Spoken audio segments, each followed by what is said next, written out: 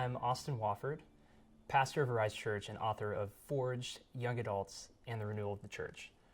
And today, I want to share with you 5 barriers that block young adults from the Christian faith and from church community. Most of us are aware of the harrowing statistics of young adults, people in their 20s, exiting the church, or at the very least, choosing to no longer identify as Christian. And we feel the tension of the widening gap between us and younger generations. The question that we're facing is, how do we stem that tide and encourage young adults to still identify with the person of Jesus and stay committed to our church communities? And the good news for pastors and disciple makers is that we are not the only ones asking the questions, how do we encourage young adults to be committed to community?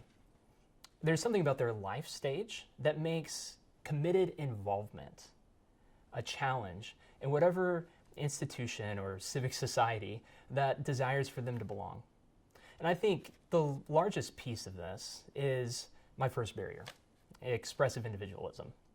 Now, it's a big, hairy word, but Charles Taylor uses it to mean that people are on a journey of trying to find their authentic self. When someone leaves high school, turns 18, a lot of times that comes with leaving a city or leaving your hometown or entering into higher education and trying to answer questions about your adult identity in contrast with your childhood identity. And this causes them to look at the structure of their personal identity, like a foreman who deconstructs a house brick by brick, looking at each piece and asking the question, do I really believe this? Is this who I really am?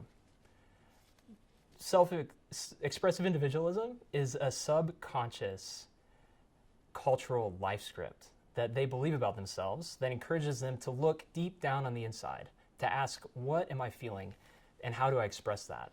To become my true self. This causes them to cut ties with communities, religions that they grew up in, any authority or institution that would try to give them a sense of self, and is the existential crisis they're experiencing in their 20s.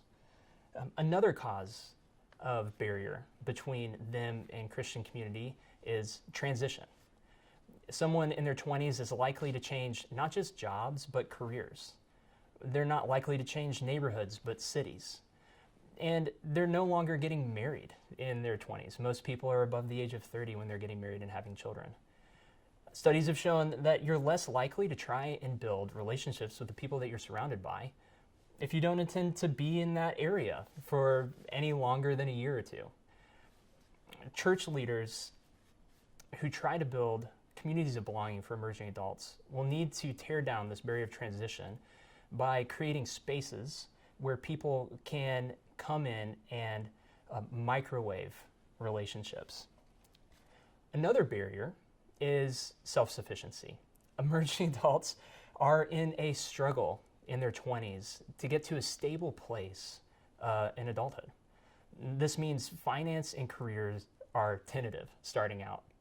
And the sociologist Christian Smith says that this attempt to become self-sufficient can become all-encompassing for someone in their 20s.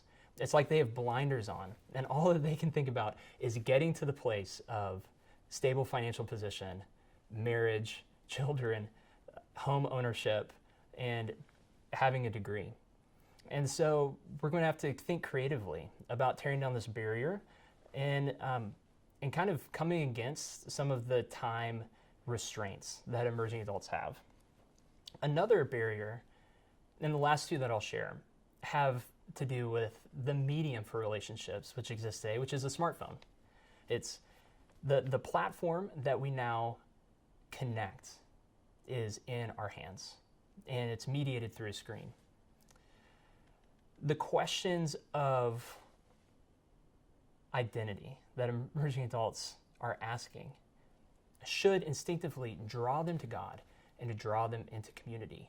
They experience anxiety in the gap between themselves and the stable adulthood But rather than being drawn into the presence of God and into the presence of others, they are drawn onto their phones. Rather than deal with the hard questions of life, they numb and they stimulate their minds, and they entertain themselves. And it blocks them from the felt presence of God and the felt presence of others. And the fifth barrier has to do with smartphone technology as well, but it's competition. Social media is a place, as many of us are aware, that is now the arena where relationships take place. And it's highly competitive. Everyone's projecting an image of their false self, a projected ideal of who they want to be. And so rather than true connection happening online, people project an image of themselves while looking at others and in their closet being filled with shame, knowing that I don't live up to the ideals that I see online. These 5 barriers, the expressive individualism, the transition, the self-sufficiency, the medication of numbing out on your phone, and the competition of social media are 5 barriers that pastors and disciple makers need to learn to tear down if they're going to connect with emerging generations, create communities of belonging within their churches today. Thank you for watching this video. We at Seedbed are sowing for a great awakening. We gather, connect, and resource the people of God. If you would like to join us on this journey, like and subscribe so you can get all the updates and videos. And also take a look at www.seedbed.com for more information on all of our resources.